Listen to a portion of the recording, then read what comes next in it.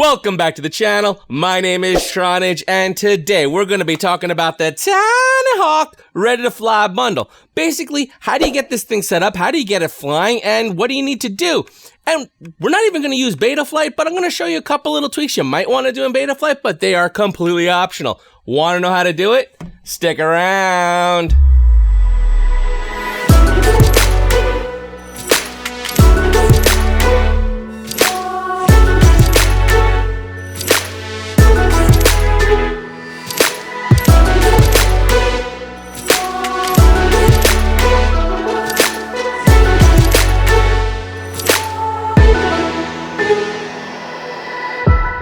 Alright guys, so first off, I really want to update you guys about this Tinyhawk bundle because we've actually had a little bit of hands-on time with it now, and I feel it's kind of important to talk about that a little bit and let you know, do I think, first of all, that this is going to be a good choice for someone getting into the hobby for the first time and wanting to try it out?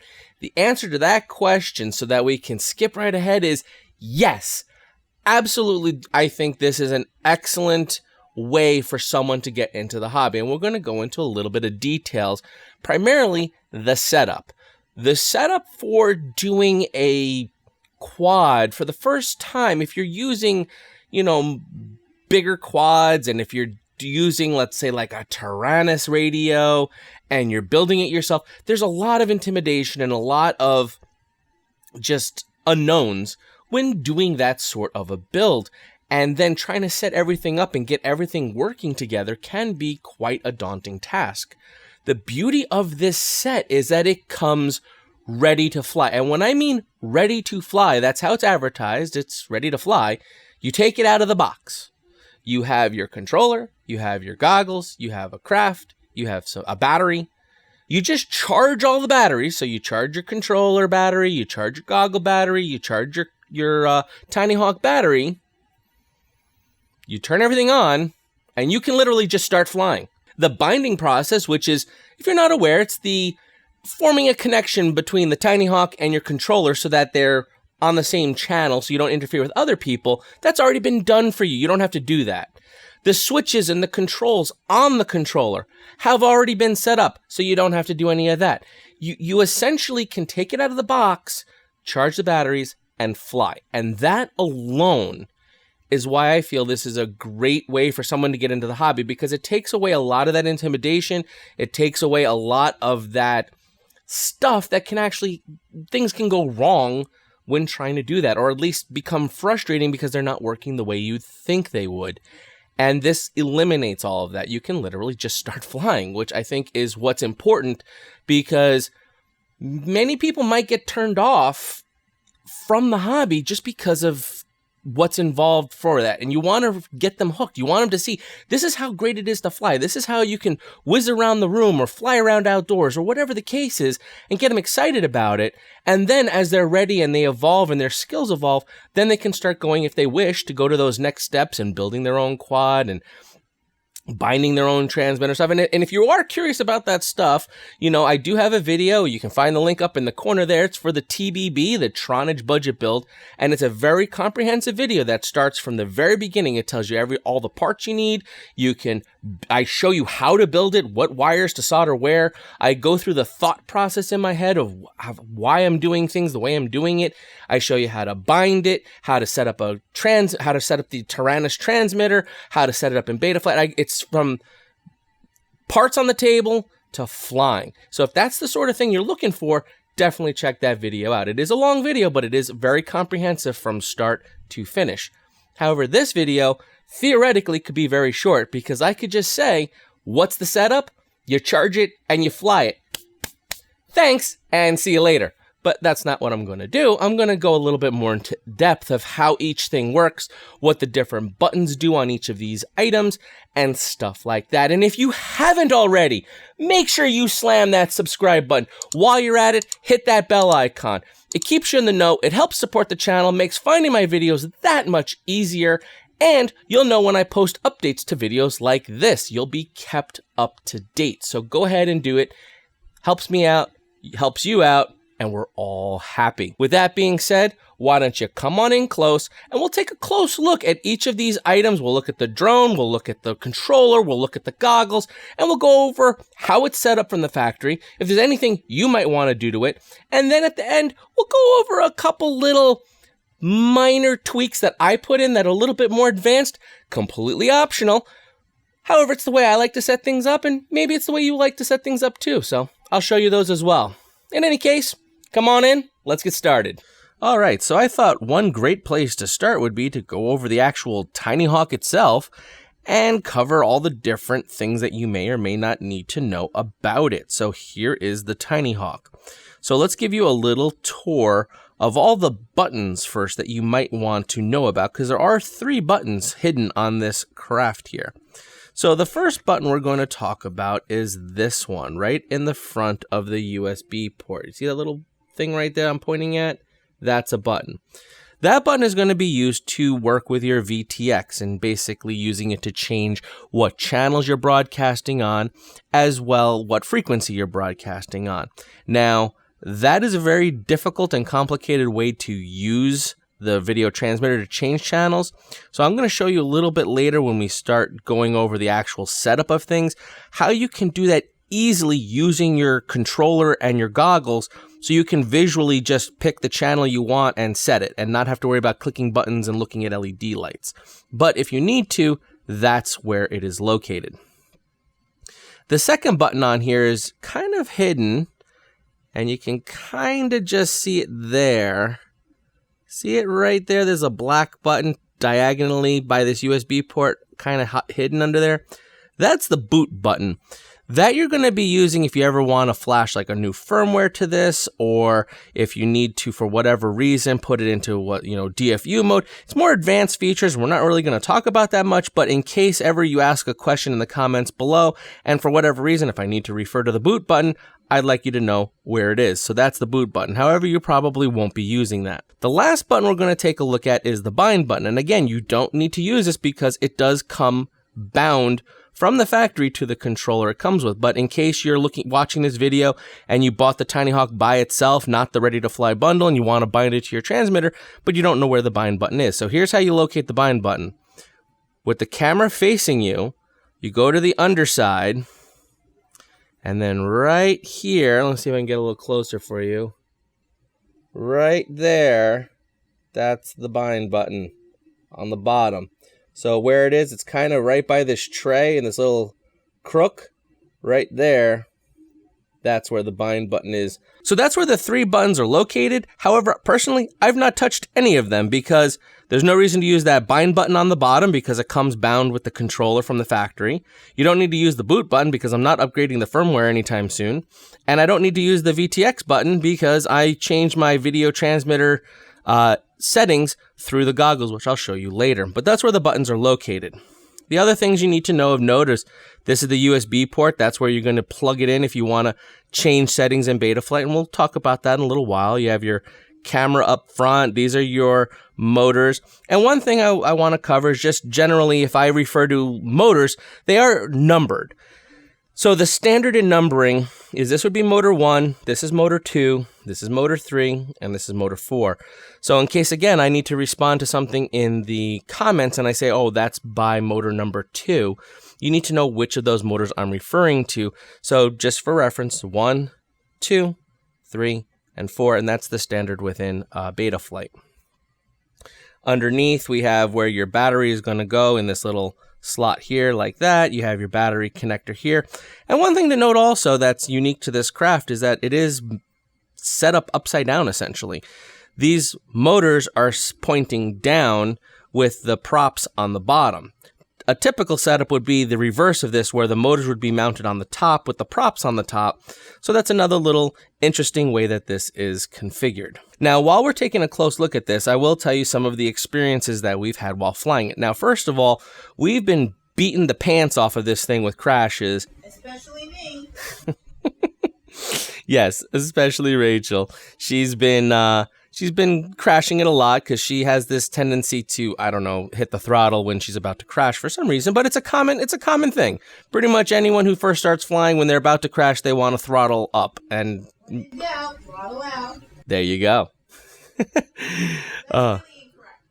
Yes, it is incorrect when in doubt, throttle out, but that's a typical beginner mistake, but we're working on that.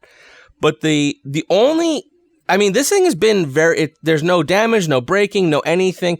The only thing that has happened is that the camera kind of got knocked out of place. There's like a little way it kind of wedges in on the top here and on the bottom, and it sort of wedges itself in there. Now, I don't know if it was like this originally, but you see there's a little bit of wiggle to that. That little bit of wiggle kind of shows through when you're flying at FPV. Now, Rachel's not up to the point where she's flying at FPV, but I've been flying around FPV, and you'll start to see this like wobbling a little bit, and it's kind of distracting. So I don't know if that's because of our crashing or that's how it just comes.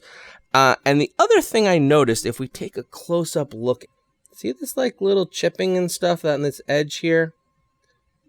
So that's telling me that this lens has been taking direct impacts with something. So in an effort to protect the lens as well as stabilize it, I whipped up this little piece, essentially. It clips on very simply, just like that. And what it does is it protects that lens, so you can see that it has like a little bit of an overhang, but you don't see it in your goggles. It also stabilizes the lens, so now it can't wiggle around anymore. So if you're interested in one of these, I'm going to throw them up in the Tronage.com online store. You can pick them up, and it helps support the channel, and it'll help support your lens. So that's my little mod that I've added to this. But again, completely optional. However, I just felt it gave a little bit extra protection to that camera while Rachel's still learning how to fly this. The only other thing I think I just want to talk about is if in the instance that you ever needed to replace a motor, it's really simple to redo. All you have to do is unplug the little plugs that are plugged in here for each of the motors. You just unplug the plug, take out the 3 screws, that'll disconnect your motor, and then you would just replace the motor in the exact same spot, thread your wire through, and plug it back in, put your prop on. And the one thing to make sure is you put your props on correctly. The way I have them here is correct. This is from the factory. It does have the prop set up to spin props in. Basically, these front props will spin towards the front like this, and these back props will spin like this. And you want to make sure that your props are set up correctly so that as the prop would spin that direction, it would create lift. So if you need to replace your props, you can always refer to the way I have them set up here so you can see which way the props should be on. All right, so now let's take a look at the transmitter. So here is the transmitter now. So what I'd like to do is sort of go over it as an overview of what all the buttons and joysticks do so that for a new flyer, you'd know what you're doing and what switches do what. And then we'll talk about this little mod here with this little lanyard I have on here. So first we have these 2 control sticks. So I'm going to cover what they do. So let's start here on the left stick. This stick does 2 things. It basically can go up and down, and it can go side to side, and it can do any combination of those. Same over here. It can go up and down or left and right. So when you move it up or down, what that's doing is that's your throttle. That's sort of like your gas pedal in a car. It's basically how fast is it going to spin the props, how much lift you're going to get, how much speed you're going to get. That's the way you can think of this. So as you raise it up, you're going to get more and more and more throttle. And as you come down, you'll have less and less throttle. Side to side is what's called yaw. Y-A-W. And what that is, let me grab the Tinyhawk here. Yaw is turning. So if you, let's say, throttled up enough to have some hover, and then you just hit left or right at that point, it's just going to turn to the left, turn to the right. So if you yaw left, it'll turn left. If you yaw to the right, it turns right. And that's what yaw does. It just turns your craft like that on whatever attitude. What attitude is basically however it's angled, wherever it is, yaw will just turn it as such. Moving on to this joystick now, what this joystick does, it has up and down and left and right, as I mentioned. So up and down is going to be your pitch. Pitch is going to be how much forward or back your craft is angled. So as you pitch forward more, it'll pitch forward more and you'll move forward. If you pitch it back, it's going to tip back and it's going to move backwards. So the way to think of this is your forward and your backward motion for the joystick. Left and right is going to be your roll, and roll left and roll right. And roll is just like pitch, except instead of being forward and back, it's going to be left and right. So if you roll left, the craft will roll left and it'll move left. If you roll to the right, it'll tip to the right and it'll move to the right. So that's what these two sticks do. Now below the sticks and to the left of the sticks, or the right of the sticks, I guess, you have these little buttons. These are your trim buttons, and we're going to talk about trimming out the quad in a little bit. But what these are is these are to center your sticks, because what can happen is between the controller and the Tinyhawk, there can be some discrepancy where what the craft thinks is level is not actually level. So if you're in a flying mode where the craft is supposed to stay level, but it's actually a little bit off, you'll feel it starts to pull a certain way, and these are what you use to correct that. So we'll go into the details of it, but just so you are aware how they work and where they are, if you have a craft that seems to be pulling, let's say, to the left, that means that it's almost as if this stick was a little bit pushed over like that, and that's why it keeps pulling to the left. What these trims do is you'd want to counteract that. So since this is a little bit too much left because the thing keeps pulling to the left, what you'd want to do is hit to the right, and you'd click it a couple times and try to bring the craft so it stops pulling that way. Now, it's not actually going to physically move these sticks. It's like a electronic digital thing that it's just changing the signal that the transmitter's sending, but that's what these are used for. But we'll go into a little bit more detail about how to do that in a little bit. So the next thing I'd like to talk about is this power button that's in the middle and how to turn it on and off. So what you're going to do to turn it on, you're going to push and hold and you're going to hear a beep. Now, what I could tell you is I've intentionally let the battery go low on this so you can hear what a low battery warning is on this transmitter. However, the reality is I just neglected to charge it. So when I first turn this on, you're going to hear this beeping going on. That beeping is what a low battery signal would sound like from your transmitter. If you start hearing this sound while flying, you really should land and start charging stuff, because the last thing you want is your craft in the air while your transmitter goes dead. However, you push the button, it'll beep. And see that sound there? That's basically saying that the battery on this transmitter is low, and to land your craft or don't start flying until you've charged it. When it's also turned on, you'll see that because it's a low battery signal, there's a little red light there that you probably cannot see whatsoever. Normally, there'll just be a little green light on this on-off switch. Now, to turn it off, you're just going to push and hold, and it turns off. Now, there's no indication that it actually turned off. You heard the beeping stop because that was the low battery indicator. But if everything's fully charged and you go to turn it off, all that changes, the little green light that's on will turn off. So it's a little difficult to know if you've actually turned it off or not. So you just want to check to see if that green light has turned off. The next thing let's talk about are these switches on the top two shoulders here. They are a 3-position switch for both of them. So that's 3 positions and that's 3 positions. And I'd like to talk about what each one does. So let's first start with this one on the left. In the down position, and by down I mean as you're holding the controller, it's down to the floor. That is basically nothing. The quad is disarmed, everything's off, nothing's happening, everything's just sitting there chilling. The middle position will cause a beeper, or it's really the motors making a noise on your craft to make a beeping noise. This is great for if you're flying around the house and you end up behind the couch or under the coffee table and you can't find it. You can turn on the beeper, you can hear where it is to help aid in finding it. Lastly, the top position is to arm it and getting it ready to fly. Now, in order to arm, we mentioned about this throttle stick. This throttle stick has to be in this lowest position here for it to actually arm. So if you have this stick not in the lowest position and you try to arm to take off, it ain't going to take off. It's a safety precaution, because let's say by accident you had that stick in the upper position, you didn't even realize it, and you're like, okay, I'm ready, let's take off, and you flip that into arm, your thing is going to take off like a bat out of hell. So that's why it's a safety precaution that you have to have this in the lowest position. And it's not something you can just fix. Like I have it in the armed position. You can't just pull it back down and then start to take off. You have to actually come out of arm, make sure it's in the low position, and then arm. And that's when it'll start to actually arm. So that's just a safety precaution. On this side, we have your flight modes. So you're going to have, the manual kind of refers to it as like a beginner, intermediate, and then expert mode. So again, all the way down, and by down again, towards the floor as you're holding it. This is what's known as angle mode. And in angle mode, I'm going to grab my little Tinyhawk here. Angle mode limits how deep of an angle it'll let you go into. So I think it's something like 20 degrees or something like that. So you can only let the craft go from, let me hold it this way. You can only let the craft go to like 20 degrees, which is about here or so. So it can't flip over. It's a little bit easier to control, and it'll only go a certain speed because the further you tip down, the faster you will start moving in the forward direction.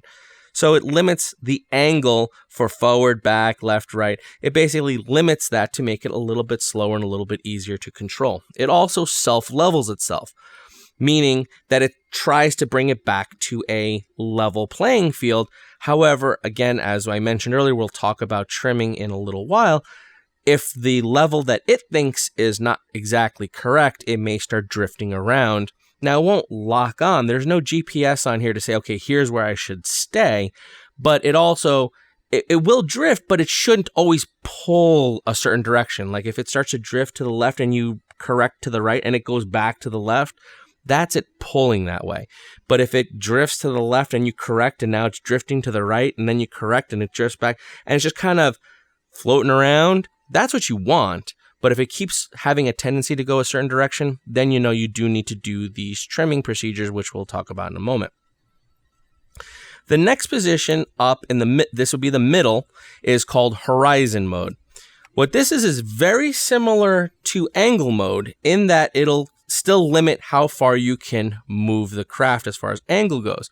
Now I'm going to make up numbers, but let's pretend it's like 90%. So it'll let you, if you go to pitch forward, 90% of this stick will limit you to that 20 degrees, let's say. But then if you go all the way to the extreme, it'll actually let it start to do like a flip. So this is if you're wanting to learn and get out of angle mode and you want to maybe move into acro mode, which we'll talk about in a moment. This is maybe a good place to start because it gives you that freedom to not have that limitation on the angle, but still have the safety net of the self-leveling when you let the stick go to center position. The last mode at the top here is acro mode. This is the mode I fly in. This is the mode that many people fly in. This is the mode that everyone tells you you should fly in. But again, the choice is yours. It's pretty much up to you what mode you choose to fly in. I will say that when you're in acro mode, you get a little bit more freedom, but that comes with a little bit more difficulty in flying. This mode, pretty much there's no self-leveling. It does, if you come off of stick, it's just going to stay where it was set. So if you pitched forward and you put it into like this kind of a position, in angle and horizon, after you let go of that stick, angle and horizon will try to bring it back to level. But in acro mode, if I pitch it forward and I go, and then I come off a stick, it stays right like this. The only way to fix that is if I then pitch back a little bit, and then that would correct it. So you're required to do your own corrections if you want to go from moving to like not moving. So that's what acro does. Now, a lot of people say you should always be in acro. Don't even bother trying to learn angle mode. Just go straight to acro and whatever. And I will say, acro mode has a very steep learning curve.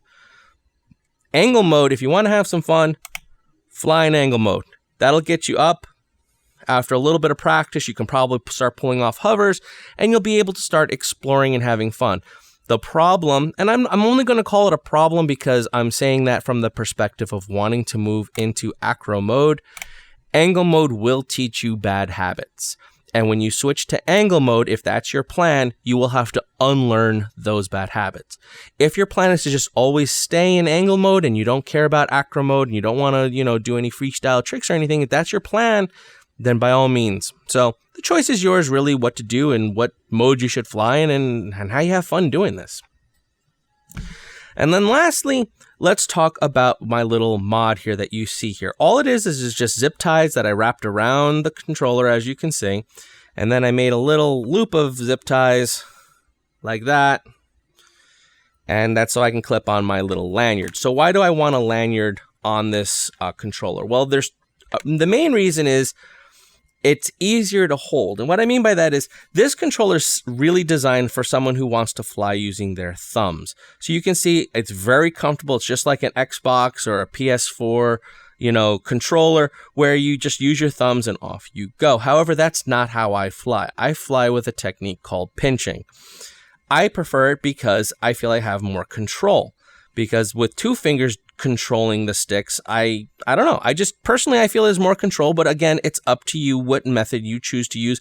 Some people even do like a weird hybrid thing where they do thumb, but then they have this finger there if they want to.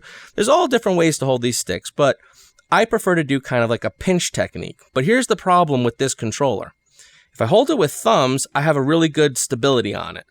The moment I bring these fingers up to do pinch, to be comfortable, I have to rearrange my fingers. And then if you look at the back, you'll see only my pinkies are actually holding the controller, and that's not very comfortable. What the lanyard does is it lets me take that weight of the controller, and it's a very lightweight controller, but still you're worrying about holding it so you don't drop it. With the lanyard in place, now it takes that weight of the controller. So now I don't even have to hold the controller. I can just, with my fingers, do my pinch action and maybe just cradle the controller so it stays where I want it to be, but I don't have to put any fingers underneath it, and I can just manipulate the sticks a lot easier. So, and I feel for a new pilot, this is also good having a lanyard on it, because the tendency is if there's going to be a crash, you go like, ah! And you might let go, and you don't end up dropping your transmitter as well. So even if you were using thumbs, a lanyard is still a good idea because it just offers a little bit more stability to the transmitter. And lastly, I'd like to talk about this antenna and its placement. You can see it can tip forward, it can tip back, it can go around. You can pick all different positions for this antenna to be in. But what would be the best? Well, I can tell you what would be the worst.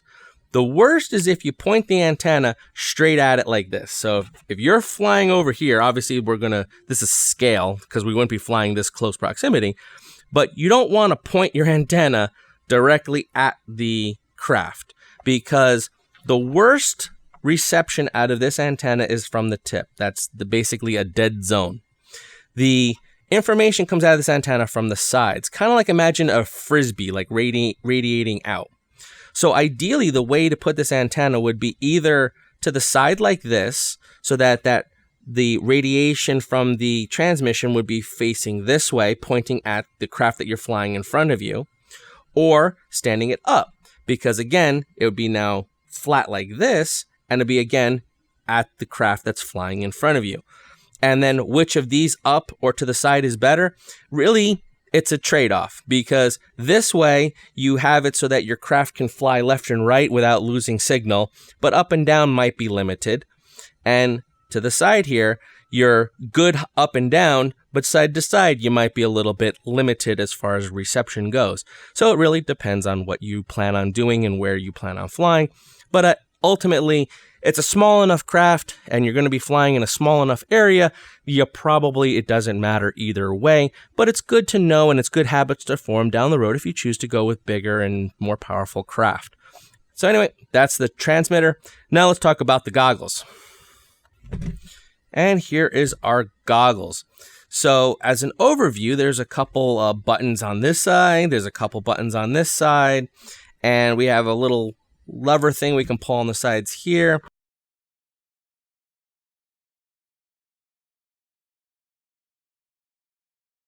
So we'll go over what those do. So let's start here on the right side. So on the right side here, you have a button that's labeled CH, and you have a button that's labeled FR. So I would think that stands for channel and frequency, and it kind of does, but it's a little backwards to what I would think, but maybe I'm just thinking of it backwards. FR is going to be your frequency as far as what band you're on. Are you on A, B, F, R? These are all basically the letters designating certain sets of numbers, if you will. The CH stands for which channel, I guess, on that frequency you're running. So let's say you show up to a race and you're supposed to have everything configured to be on Fat Shark 4. Okay, well, that's F4 is your video transmitting channel that you're being assigned. That means your FR frequency is going to be F and your channel is going to be 4. So by clicking these buttons, it'll basically tell the goggles which channel to listen to. Now, remember, I'm saying listen to because remember, this is receiving. The quad is going to be what is doing the transmission. So just because you set that over here doesn't mean that's what's going to be transmitting out of the quad. You have to do that separately, which I'm going to show you in a little bit how to do that with your controller and your goggles. But it's just, this is how to set what channel these goggles are listening to. Now on the left side here, we have an M button and we have an A button. So the A button is sort of an auto scan. You click this button and it's going to sequentially go through all the channels trying to find where you're transmitting on. However, I would not rely upon this because this can find a channel. Basically, to give you the gist of it, the channels overlap a little bit. So if you have a craft very close, like let's say I'm playing with it and it's sitting right here transmitting and I'm trying to find the channel right here, it may pick up one of those overlapping channels and look beautiful. But the minute I fly away, all of a sudden I lose my signal very quickly because I'm actually on the wrong channel. So it's best to always set it up manually. So what I would say you do is when you first get this out of the box, I don't know what channel this comes set up by default out of the box for. So you plug it in, you turn it on, and you hit A for auto. And it's going to scan through until you find the channel that it is actually broadcasting on. You have to have a battery on there, remember. It's not going to broadcast without a battery. And you find the channel it's on. Then, once you find the channel it's on, or at least close, you can then go through and either manually select it because you'll see on the display what the channel is, or you can set whatever channel you would like later on, which I'll show you how to do that. So that's what the A button does. It's an auto scan. M is for menu system. So essentially inside here, you click the M button, a little menu will pop up on the display, and this just lets you set the brightness, the contrast of the screen inside here. It's for your viewing, pleasure, I guess. I left everything as stock because I didn't see any need to change them, but if you want to change your contrast or your brightness or whatever, you'd hit the M button and then you can go through and change those settings in the menu. Some other features here, you do have a fan, which is kind of more of a high-end thing. And why do we want a fan on here? Well, the problem is if you're flying this outdoors in the hot, or you're flying this in the cold even, you can get condensation or humidity build up inside this portion, which can fog up the lens in the front. It can just be uncomfortable. So by having a fan on, what that does is that circulates this air and removes that condensation, removes that fog, and just makes it a little bit nicer inside. My only concern is I wish there was an on-off for this fan, because sometimes you don't need it, sometimes you do need it, but unfortunately there is no switch to turn it on and off, at least that I can find. So once you turn it on, that fan will be running. Speaking of turning it on, how do you turn it on? Well, you take your little battery pack that you got, you make sure it's charged. It does have a little charging port on the side there. You slip it into this little holster in the back of the strap for the goggles, and then you can run the wire through this little loop, and then it comes all the way to the front, and you just plug it into this little hole here. Now, there's no on-off switch. Traditionally, and I don't know why, for goggles, there are no on-off switches. Things are turned on and off by plugging and unplugging for some reason. So you plug in your little connector, and you'll see inside, it shows a little Emax logo, and now I'm seeing static because obviously I'm not transmitting anything. While I have this up here, I'll show you when I click that M button, it does bring up a little menu in there that you can go through and change those settings if you want to. But that's pretty much the way that this gets set up. Lastly, just like we did with the transmitter, I'd like to talk about these antennas. The same holds true with these antennas and where the signal comes out of them. But remember, we're not transmitting. These are actually receiving. Whether you transmit or whether you receive, an antenna still has that same pattern. So even though these are now listening, they're still listening the way they were listening before. So again, I remember I said straight up is good and to the side is good. Well, we have two antennas, so you know what I would do? I would do that. One straight up and one to the side. Now we're getting the best of both worlds, and we have all our bases covered, because now this one's listening this way, this one's listening this way, and we're basically making a nice plus sign to the front of us, covering both up and down and left and right, and that would be your ideal. If you ran them both up, they're not really accomplishing anything different, so you're not gaining a benefit of having two antennas. So I would run them in different positions so you get better results. All right, so that's the goggles. And lastly, I thought it would be kind of important to show you the charger that comes with it and how this is used and works. So at this end should be a familiar USB port. You plug that into your USB of anything, your laptop or phone charger, whatever you'd like, and that'll supply power to this charger.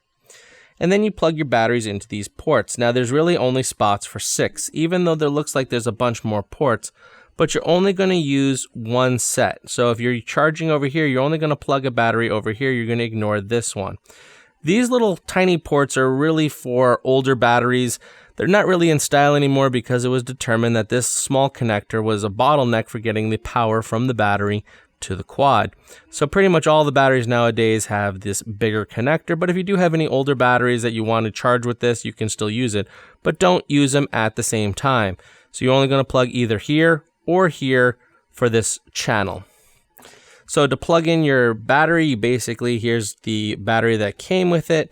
We're going to plug it into our little port, and off we go. We're done. And then you plug it into USB, and it'll begin charging. To disconnect it, the same thing. You don't want to just pull on this battery like this to disconnect it. You want to try to get as close as you can to that little connector and wiggle it out so you're not putting much stress on those wires until it comes free like such. You want to be very gentle because this is a very delicate connection. Now on this charger, you're going to notice there's some switches down the middle here. And you see one side is labeled as 0.6 amps and one end is labeled as 0.2 amps. And what this essentially is setting is wherever you position the switch is how much power it's going to send to charge your battery. Now I will be doing a whole series on batteries and care and charging and stuff like that, but the crash course of it is this battery has 450 milliamp hours or mAh in it. You should always charge a LiPo pack at 1C. 1C means the shortcut version is you just move the decimal point over 3 positions. So right now 450 would be sitting right here. So you're going to go 1, 2, 3. The ideal way to charge this battery then would be at 0.45 amps. But we don't have 0.45 amps. We have 0.6 or 0.2. So the way to think of this as 0.6 is a little bit higher, but it ain't going to hurt nothing. So it'll charge it a little bit faster. 0.2, it'll charge it a little bit slower, but it's probably a little bit better health for the battery. So both will work fine. And my advice to you is if you're in no rush and you just want to charge them nice, if you notice I have mine all set at 0.2, that's where I would charge at. It'll take longer to charge, but I feel it's a little bit healthier for the battery because if you don't know, these batteries sort of wear out quickly. So as much, I don't want to have to keep buying batteries, so I try to make them last as long as possible. And this is one step to doing that. Now, if you want to charge it at 0.6 amps, you're probably not going to do much damage at all to them. It's not even really damaging it. It's just the longevity of how many charges and how many charge cycles you can get out of a battery pack. But you really are not pushing the limits here because you're going from 0.4 to 0.6. So you're like at 1.5 C, which is still within the acceptable range. However, I like to, make things last a little longer. So the choice is yours which to use, but that's what those little switches do. And if you wanted to change one, you just flip it. So let's say for this one, we wanted to switch it to there. So now you can see the switch is now by the 0.6 instead of the 0.2. So this port will now charge at 0.6 amps instead of 0.2 amps. And that's really it. When you first plug it in, these little LEDs, which are right here, here, you'll see them all flashing. If they're empty, if there's a battery on them, you'll see them off until they're charged. And when they're charged, they'll turn solid green. And that's when you know the battery charge is done. All right, so now first I'd like to talk about the OSD, which is the on-screen display of what you can expect to see when you take this out of the package.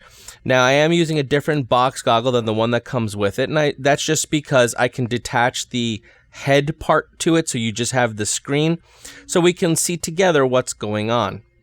So at the bottom here, we have the 99 is going to be your RSSI signal. What that is how strong is the connection between your transmitter and your craft. So obviously it's 99 because my craft is sitting like literally right off camera up here. Then next to that below here, we have what channel is it actually broadcasting on. And you can see I'm transmitting on A1. So you can see right off the bat when you use that auto button, as I mentioned earlier, to confirm you're on the correct channel, you just want to look down here. If let's say it finds you on B8 and you see down here it says A1, well, even though auto thought it was B8, it's really A1, so make sure you manually set it to the correct channel. And we're going to cover also how to use our transmitter to change that information. Down here in the bottom, we have what is like your call sign. You can define this within Betaflight, and I'll show you how to do that in a little bit. That's one of the little minor tweaks. Personally, I like leaving the name of the craft as the call sign, so this way I know later on what I'm flying. If I record the footage, and it's called DVR, footage, if I want to know what craft I was flying at any given point, the name of the craft is right there. So I actually leave that as default. Then over here we have a little timer. That's going to be how long the craft was armed and flying around, so you have an idea how long you've been in the air. And lastly, below that we have the battery level. Now let's talk about how to get into that menu system so that you can make changes in settings if you wish to do so, like let's say your video transmit channel. So on your transmitter with everything on and everything turned on, but not armed, I have my switch in the down position so I'm not armed. What you want to do is you want to take your throttle stick and you're going to go to the middle position, so about halfway up. You're then going to hold it to the left, you're going to yaw left, and with this stick you're going to go up. And if you notice, a little menu system now appeared on the screen here, and this would be in your goggles that you'd be watching. And you can then use this stick on the right here to go through the menu system. So down brings you down, up brings you up, and then if you want to go into something, you go to the right. So for the video transmit channel and stuff, we want to go into features. So we'll go up to features and we'll slide over. Then this quad has what's called smart audio. So we want to do Vtx SA. SA is for smart audio. If you're running a quad that's different from this, that's running the other protocols known as tramp, you would then do the TR for tramp. But since this has smart audio in it, we're going to go into smart audio. And then here we are. We have all our settings. We can change whether we're going to be on Boss Cam A, Boss Cam B, Boss Cam E, Fat Shark, Race Band, whatever you want. You can change your A, B, F, or whatever you want. Channel, we'll set whatever channel you want, 2, 3, 4, 5. And you see as you're setting them, the actual frequency number is changing as well. So you can see what's going on with that. So we'll go back to 1 just for sake. And then power, we can set the output power of what this is going to be transmitting on. When you're all done setting everything, you then click on set. So for example, I'll show you a change. Let's change from channel 1 to channel 2. And we'll go down here to set. And we want to confirm yes. Now obviously it went to static because now this is listening on A1, but the craft is transmitting on A2. So how do we fix that? Well, I just click the button over here to bring me to A2, and then you can see we're back in business. So that's how you change the channels. Just make sure you click set for those changes to take effect. And then we can go back, and then we can go back. And then I always like to do a little save and reboot just because. What's also nice is if you forget that thing, throttle mid, yaw left, and then pitch up is what it said. So anytime you reboot the quad or you plug a battery in it shows you that for a few seconds, that little menu of how to get in there. So again, throttle mid, yaw left, pitch up, and that brings up the menu system. And then if we save and reboot again, it'll reboot, and then it shows you it right here what the settings are to get back into that menu. All right, so the next thing I wanted to talk about is how I was mentioning about trim, or trimming this out so that it flies and it tries to hover relatively without it pulling in any given direction. So let's first talk about what I mean by that. So here's the craft. If you give it a little bit of throttle and you come up to a hover, it's going to drift around. Don't get me wrong. It's not going to just stay in one spot. It will drift, but it should be almost random, or it should be almost wherever the momentum, like if it's kind of going this direction, it may go that direction for a little while and then kind of stop, or if it's going this direction, it'll go that direction and stop. So essentially, you have it in angle mode, you start to just using your throttle stick. So here's the controller. You'd be here, you arm it, and you just bring your throttle up. No yaw, no pitch, no roll, no nothing. Just a little bit of throttle. And you want to see what this does as you start to throttle it up. And I'm talking, bring it up off the ground, maybe, 6 inches. Something like that, just enough to get it up off the ground and see where it's going. We're not trying to take off. We're not going anywhere. We just want to get it to see what the hover is doing. And if you feel all of a sudden it starts going forward a lot, or it starts going to the left or the right a lot, then you know you need to add some trim to it to get things zeroed. So here's what I mean by that. So for this quad, I'm going to use my little drawing board here. So we're going to say that here's the quad, okay? I know, it's a really nice, wonderful drawing. So now let's say you feel that it's starting to pull like at this direction, okay? Well, if it starts pulling that way, let's look at what's going on there. That means that it is adding some pitch, and it is adding some roll. And that's why it's going in that direction. So to counteract that, we need to pull it back this way, which means we need to add a little bit of roll this direction and a little bit of pitch that direction. Okay, so I hope that makes a little bit of sense. So let's start over now. So we have our craft and it's pulling that way and we want to fix it. So here's our transmitter. Now we're going to be fixing it using these trims. So since we said it has a component of some roll action, and we need to counteract that with opposite roll. Well, if it's pulling to the left, we need to add right. So we'd click right maybe once or twice. I mean, I don't know the sensitivity here, depending on how much or how little you need to adjust it, but you just keep clicking to the right until you feel like that left rightness has gone away and it kind of becomes centered. Same thing for this pitch that's going forward. We want to counteract that with some backwards pitch, and that's going to be this button to correct it. Okay, so let's try a different one. Let's say you have your craft and now it's pulling this way. Well, if it's pulling that way, we know there's a component of roll to that, and we know there's a component of pitch to that. So to counteract that, we have to add some reverse pitch and we have to add some left roll. So we would use the down to counteract that forward, and we'd use the left to counteract this right component to get that squared away. One more. Let's say it's just pulling backwards. That's it. No, there's no left or right component. Well, then you don't need to touch these. Those are fine. But we do have to correct that backwards pulling by adding some forward pitch. And we would do that with this button up at the top here to add a little bit forward pitch to it. And that's really all there is to centering it. One last thing I just realized. Let's say while you start to hover, it starts turning. Not drifting, but it starts facing the camera a different direction. What do you think you need to do? Well, turning we know is yaw, which is on this stick. So if it starts turning to the right, which would be yawing to the right, we need to then correct it with a little bit left yaw to bring it back this way and center it so that when we throttle up, it doesn't start turning. Now, keep in mind, if you're just bouncing around on the ground as you're just barely throttling up, the bouncing action will make it turn and move and whatever We want to get it up in the air so we have somewhat of a stable hover where we're not touching anything.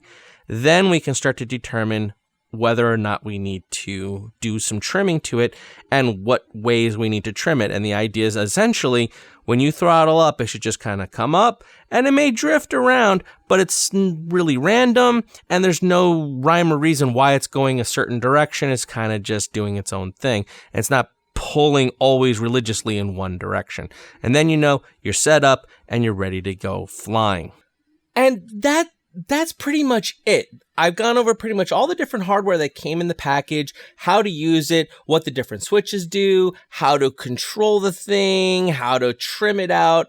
And essentially from this point forward, you'd be able to just fly and have a great experience. And if you've noticed, we haven't gone on to Betaflight at all, which is why I think this is a great product for someone just starting out because it doesn't require doing anything in Betaflight. It doesn't require going on a computer and hooking things up and anything like that. It just required knowing what all the controls were and really how to trim it out so that it flies level because that'll give you a much better flying experience. Also, if you're just starting out, you may not understand what I'm about to talk about, but those who are watching who know a little bit more about how these Betaflight and stuff works with these quads, what's also great is from the factory, it's set up with a slower tune. The rates are a little bit slower, and it's just configured to try to be a little bit easier to fly for new beginning pilots. So that's why I think this is a great learning experience, getting into the sport, dabbling in it, seeing if it's for you, and really enjoying it. Now, if you'd like to learn more about getting into Betaflight, I got you covered because we're not going to go super duper in depth. If you want an in-depth look at Betaflight and what all the different options do, you can check this link in the corner. I go over Betaflight on my HGL RC XJB 145, and I go through the entire process, how to get into Betaflight, where to download it from, what to do if you can't hook up into it, how to do a firmware upgrade, basically, it's a soup to nuts about Betaflight. So I'm not going to go into that sort of detail here. So if you, for example, if you have difficulty connecting to Betaflight and you're trying to do what I'm about to show you, refer to that video that I linked up there and it'll show you how to resolve connecting in Betaflight. I'm just going to show you 3 little simple things that I did within Betaflight to make the experience of flying this a little bit better. The 3 things I'm going to show you are 1, where in Betaflight is that word Tinyhawk? Remember I showed you on the OSD at the bottom it says Tinyhawk? Let's say you want to change that and you want to make it your name or you want to personalize it a little bit. I'm going to show you where that is so that if you want to change the word Tinyhawk on the bottom of the OSD, you can. I'm also going to show you how to change the OSD so you can turn on or off certain features. You can move them around if you want. And I'm going to show you the way I like mine set up. And I set this up to be the same for every single quad that I fly because it's just like your fingers start to form muscle memory as you're flying, so do your eyes. If you in your head think, I want to know what my battery voltages are, your eyes will naturally look somewhere to get that information. So because I have all my OSDs all set up the same regardless of what craft I'm flying, that's why I do that, so that my eyes have that same muscle memory. Now, yes, this Tinyhawk is Rachel's. However, I would like her to become accustomed to the same OSD that I'm using because down the road as she gets better, she may be flying some of my other bigger crafts, and I'd like her muscle memory of her eyes for looking at battery voltages or whatnot when she's flying FPV to have that same muscle memory so that it's very seamless depending on whatever craft that she's flying of mine or her own. Lastly, what I'm going to show you is how to do the trim that we did on the transmitter by clicking those buttons, how to, instead of doing it on the transmitter, we can do that actually within Betaflight and leave the transmitter essentially zeroed and at center trim, and instead make those changes in Betaflight so the flight controller becomes aware of where it is and what's level essentially. So again, let me say this part is completely optional. You do not need to do this to enjoy this craft. This is just some little extra tweaks that I'm giving you as a little bonus. But make sure you feel comfortable doing this because when you go into Betaflight, you could end up screwing something up and you could end up saving something and then you'll have a little bit of an issue. So you might have to then reset it back. And I can help you with those things. Just comment below if you run into those kind of problems. But, you know, follow everything kind of very meticulously so that you don't end up screwing anything up. So the first thing we need to do is we need to attach it with a USB cable to our Tinyhawk. It uses the micro USB, so we will just plug it in. And make sure you use a USB cable that has data transfer availability and not just a charging cable, because there are USB cables that don't have, like, I guess, wires or pins in it to allow for data to transfer over them. They're just to charge. This basically, it's like a power cable. So once you have your USB cable and I have the other end plugged into my laptop, we'll be plugging it into our craft through the USB on the top. And as we do so, we see now the COM3 lights up over here. And again, if you have any issues with this hooking it up, please refer to that video I linked earlier regarding Betaflight and how to troubleshoot these problems and how to get yourself up and connected.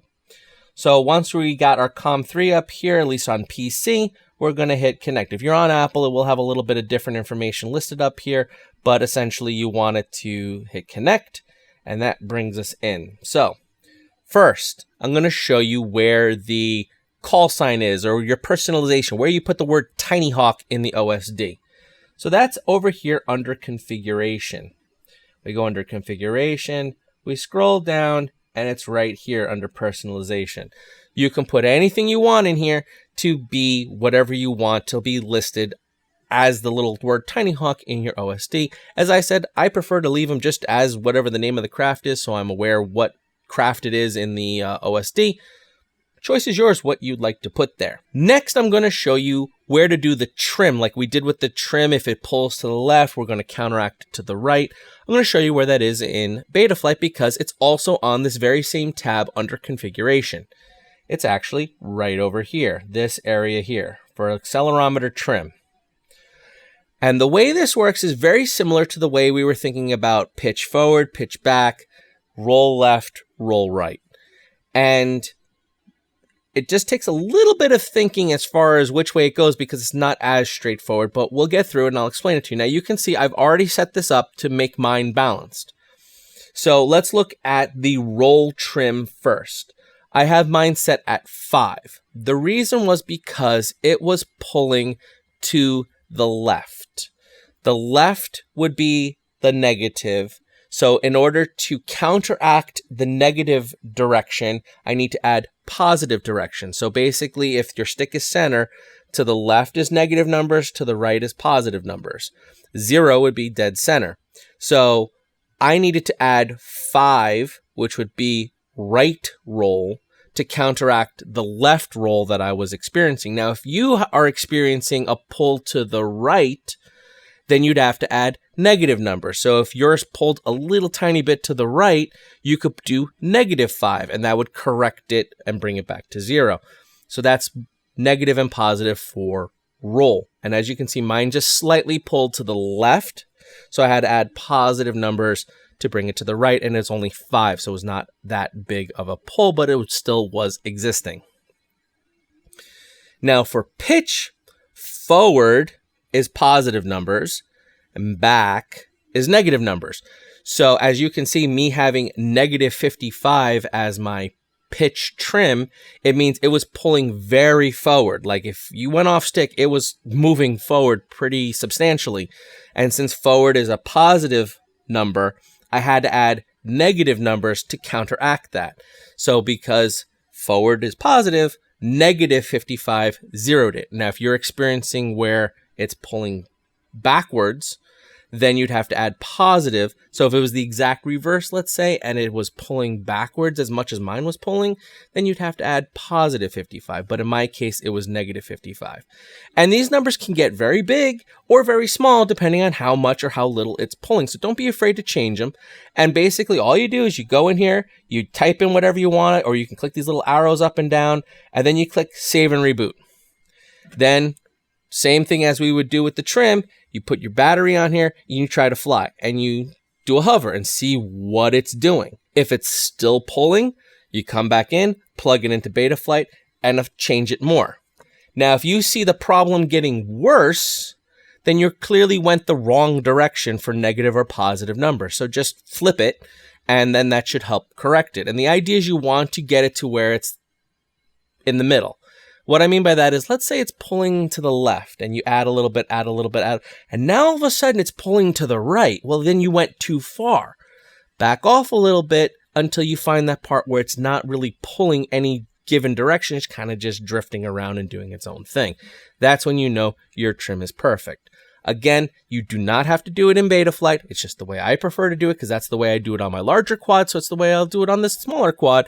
You can just do it with the trims on the controller and be done. You don't have to even touch it here. The choice is yours. Now, one thing I do want to stress when you're working within Betaflight, you must hit the save button in the bottom right corner before you leave a tab, because just because you're typing in numbers doesn't mean it's actually saving anything. So if there's a little yellow save button in the bottom right corner, you must click that to make sure those settings save. So for example, if you're using this to affect your trim and you add a little bit of trim, make sure you click that save and reboot button, let the quad reboot, and then you can test it and see if your changes kept. You must click the save button for those changes to take effect. Now let's talk about the OSD. If we click to the OSD tab, it'll show you the OSD and how I have mine set up personally. This is the way I like mine set up. So I'll give you a little tour and then I'll show you how to change it if you wish or what you'd like to do. So the way I have mine set up, I have my fly time is over here on the left. I have what mode I'm in. You can see as I highlight different items here, over here they light up which things they are. So this is timer 2, and you see timer 2 turned bold and had a little box over it. And as I go over here to Stabe, which is just showing whatever flight mode I'm in, you see flight mode lit up and boxed out. So you can see what things are or what. So over here, this would say like angle, horizon, whatever along those lines. So I know what flight mode I'm in. Down here, I have my name of my craft, which we said is where I showed you how to change that. Over here, I have my RSSI signal, so I know my signal strength. Over here, I have what channel I'm broadcasting on for my video. I like to turn these crosshairs on just so I got an idea where center point is, if you will. It's completely optional. I just like it. It kind of gives me an idea of where the middle of the screen is. Up here, I have whether my arm state or disarm state. Over here is where my warnings are, so I can know why is it not. One question I get asked more than often than not is, why won't my quad arm? Well, if you have your warnings turned on and you go to arm it, it'll give you a reason why it's not arming. It'll give you some sort of error code. It'll say throttle not, it'll tell you why it won't arm. And using that information, if you don't know what it means, you can always ask me and I can help you decipher what it means so that you can know what's wrong and why won't the quad arm, so you can then get it to arm. So that's why I like having the warnings there. And then up here I have my battery values. And why is there 2? Well, because I fly craft that are more than just one cell for their battery pack. So the idea is I can have my total voltage here of the whole battery pack, if it's 1 cell, 2 cell, 3 cell, whatever. And then over here I have the average battery cell value, meaning if it's a 2-cell battery, it takes the voltage and divides by 2. If it's a 3-cell battery, it takes the voltage and divides by 3. So this way I get an idea of my individual cell count. So for the Tinyhawk, since it's a 1-cell battery, a 1S, it's sort of redundant, but again, because this is the same OSD that I use for all my craft, it's just that I muscle memory for where I want to look for information, so I like to keep it the same across the board for everything. Now, if you'd like to turn things on and off, like you can turn on, let's say, like horizon sidebars, and you see they appear, and you can turn them off. Or if you want to take something like you don't like where this is and you want to move it, you just grab it, click and drag, and you can put it wherever you want. And see that little like darker box that's following where my cursor is? That's its anchor point. So that's basically saying where is it going to anchor that piece of information. So I'll put it back where I had it. And then when you're all done, again, like I said, you make sure you click down here and you click save, and that'll make sure things get saved. And basically, that's just how I have my OSD set up. And if you prefer to turn on some of these features or have different orientations of things, this is where you can go in and do that. Now, is this required to go in flying? Absolutely not. The information that they give you from the get-go, from the factory, is more than plenty to be able to go and fly and have a great time. If you want to turn on some of these other things and play around with it, then this is how you do it. And I'm just helping you have those tools so that if you want to adjust the OSD and put on different information or rearrange where it is on your screen to be more convenient for you, that's how you can do it. But essentially, that's all I've done to this craft. I've played with it, I've crashed it, Rachel's played with it, Rachel's crashed it. It's taken a beating, and it just keeps coming back and working great. Nothing is broken on it yet, knock on wood. I don't have any wood though. Cardboard, kind of like wood. And that's really it. Those are just a few tiny little changes that I did in Betaflight just so that it was a little bit more personalized. I just like to do my trim within Betaflight versus on the transmitter. And I like my OSD set up a certain way so that my eyes have that muscle memory of where to look for information. That's it though. We've been flying it with everything from the factory as is, haven't touched anything, and we are loving it. And that's why I really highly recommend, if you have someone that you want to get into this sport and you don't want to make the commitment of a large purchase or an expensive purchase or going through the process of building and configuring a whole quad from scratch, this is a great place to start because it's very durable. It's all encompassing. You get everything: goggles, transmitter, quad, charger. The only thing you really have to buy are a couple extra batteries because it only comes with one, which I kind of think is a little, what are you gonna do with one? You fly once and then you're gonna wait a half an hour to charge that pack. So personally, I picked up 6 packs for Rachel, so said she would have a total of 7 packs. The thought being that you can charge 6 of them on the charger and be flying one of them. So as each one comes off the charger, you plug it in. You kind of get the idea. So if you're in the market to pick up one of these Tinyhawks, definitely do it. I think it's a very durable craft. They're fun to play with. We're having a blast flying it around. And if you want to get into this sport, it's definitely a good starting place to just get your feet wet. And the investment is very low comparative to what you could spend if you wanted to. So get your feet wet and it lets you try out the sport. And, that's the biggest thing, is let's try to grow this hobby. So if you watching this know someone who wants to get into it, maybe steer them in this direction because it's definitely a cool thing. Links to the products are in the description below, and I appreciate using those because those are affiliate links, so that does help support the channel if you do decide to make a purchase and you use those links down below. So, as always, my name is Tronage. Fly strong!